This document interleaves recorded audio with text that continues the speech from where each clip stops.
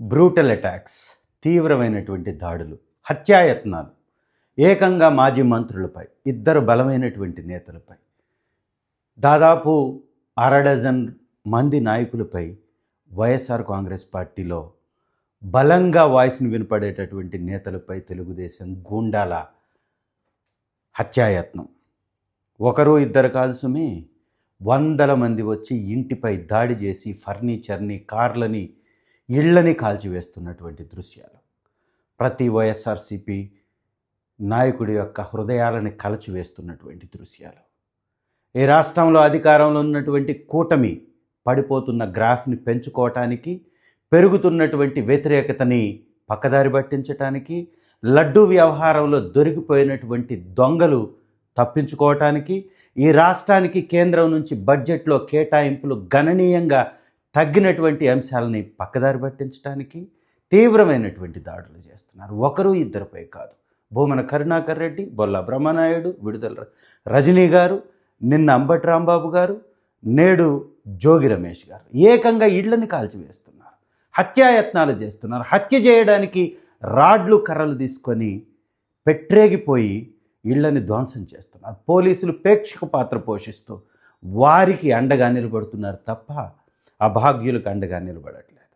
ఏకంగా మాజీ హోంమంత్రి గారు 40 నిమిషాలు ఎస్పీ గారి గేటు ముందు నిలబడ్డ ఫలితం శూన్యం. పక్కనే డీజీపీ ఆఫీస్, పక్కనే ముఖ్యమంత్రి ఆఫీస్, పక్కనే డిప్యూటీ ముఖ్యమంత్రి ఆఫీస్.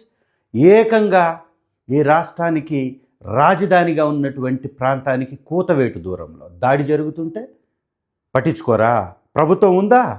మొద్దు నిద్రపోతుంది, కావాలని నటిస్తుంది, కావాలని దాడులు చేపిస్తున్నారు. చంద్రబాబు నాయుడు గారు తెలుగుదేశం నాయకుల కనుసన్నల్లో క్రూరమైనటువంటి దాడులు, హేయమైనటువంటి దాడులు, ఏకంగా చంపేయడానికి ప్రయత్నాలు, భయభ్రాంతుల్ని కుటుంబ సభ్యులను చేస్తున్నటువంటి సంఘటనలు కలచివేస్తున్నాయి ప్రతి ఒక్కరిని.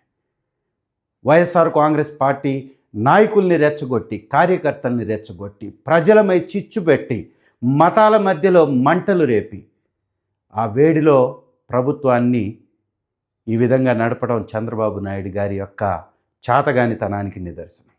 ఈ రాష్ట్రం రోజు రోజుకి దేశంలో కిందకి పడిపోతున్నటువంటి పరిస్థితి, ఆర్థికంగా వెనకబడిపోతున్నటువంటి పరిస్థితి, పోలీస్ వ్యవస్థ అట్టడుగు స్థాయికి దిగిపోయినటువంటి పరిస్థితి, ఏకంగా 87,000 కోట్ల రూపాయలు ఉన్నటువంటి ఉపాధి హామీ కేటాయింపులు 30,000కి పడిపోయాయి.